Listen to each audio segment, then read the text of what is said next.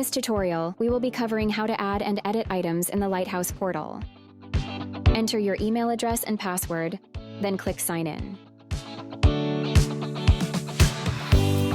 Move the mouse over to SkyTab settings. Another tab will open. Click on Menu, then click Items. Now click on Add Items in the upper right-hand corner. Type in the item's name, the default price, choose the department and revenue class. You can elect to add a tag to an item.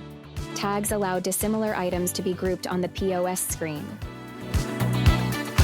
Now enter the name that will print on the kitchen ticket. This can be different from the menu item name. You can select the taxes here.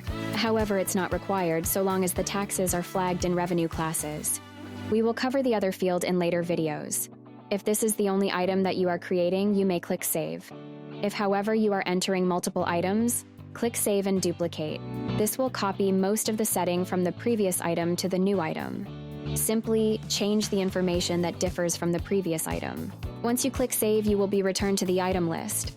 The last thing that we will cover in this tutorial is changing the price of an existing item. Simply find the item that you wish to update. A window will open from the right. Click on the default price and change to the new price. Now, click Save. That will update the price on the POS terminal.